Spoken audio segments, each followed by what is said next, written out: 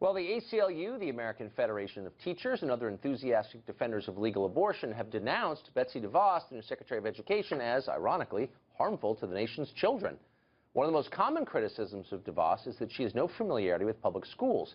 And that did not improve today, as a mass of protesters prevented her from visiting a public school here in Washington and possibly assaulted her. Cops are looking into it now. Watch what happened. Stop DeVos and fund black futures. Keep an eye out for the other entrances. I don't think she's going to find there. This is when the people don't want all your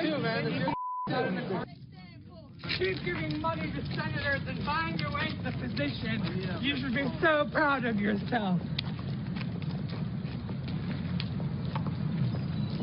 Go back. Shame! Shame! Shame! Shame!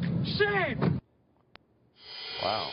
What has made these protesters so mad that they'll attack DeVos on her third day? Joined now by Douglas Harris. He's an economics professor at Tulane University in New Orleans.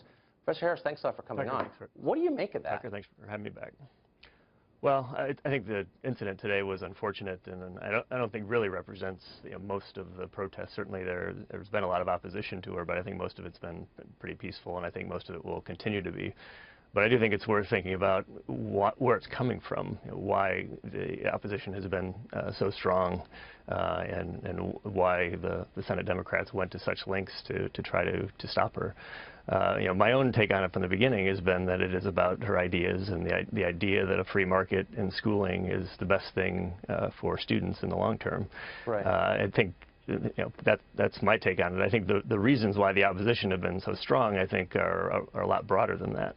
I think if you wanted to come up with a resume of things that you probably don't want to see in a Secretary of Education, that's kind of what her resume looks like: the conflicts of interest, the lack of experience in schools, the comments about public schooling as being a dead end. Not having the experience, and then having educators who take their jobs very seriously. They're very passionate about their jobs. I think that's one thing you can see from the last couple of weeks. And then to have somebody with that resume come in and be deemed the education leader for the country is tough on folks. Right. Well, they're too passionate about the jobs. Saving their jobs is their main concern in a lot of cases. I sent a child to public school here in D.C., and I can tell you that some of the teachers put as their primary interest saving their jobs rather than educating the kids. But I guess, look, you can have a fair debate. You and I have had a fair debate, and an interesting one, and I agreed with some of the things you said about the ideas that Betsy DeVos has about reforming education. But to attack her personally and to say she doesn't care about kids, doesn't care about schools, when she spent like $20 million just to be nice, just not on her own kids, but on other people's kids. Right. And actually, the school that she and her husband have funded in West Michigan has had great results. I mean, I think by any standard, it's kind of worked. Doesn't mean it's applicable to all schools. But it does mean people ought to give her the benefit of the doubt personally, shouldn't they? Well, I do think she cares, and I think the reform movement often kind of goes off in these different directions on both sides of people saying they don't care. So on the one side, saying that teachers are just out to keep their jobs. The teachers care about their jobs, yes, but they care about kids.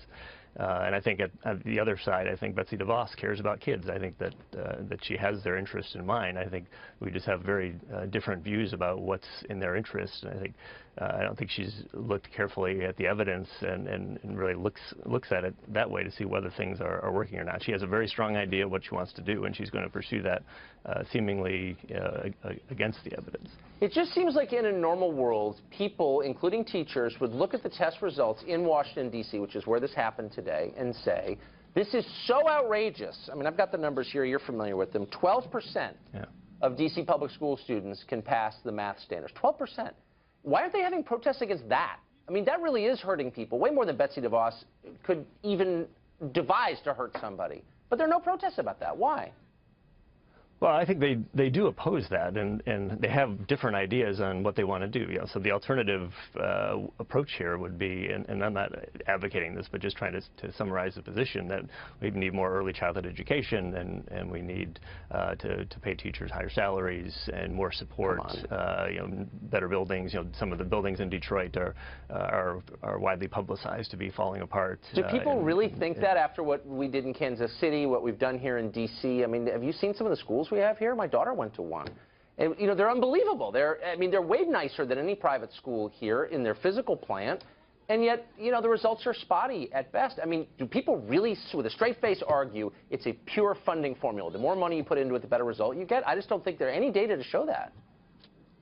No, I don't think that that's what the data show either, but I think there certainly are places where money is an issue.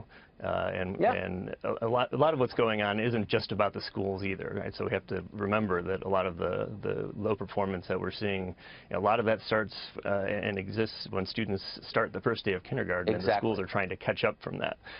So it's not just about this. It's not just about the schools, and this is why I think people point to early childhood education as a potential solution, so that they're not so far behind. So I do think that one in particular is a good idea. Do I think that money alone is going to solve this problem within the existing system? No, and that's why my argument hasn't been that we shouldn't do anything differently. It's that we shouldn't go so far in the direction that she's arguing. Right. Professor, thanks for joining us. I appreciate it. Oh, thank you.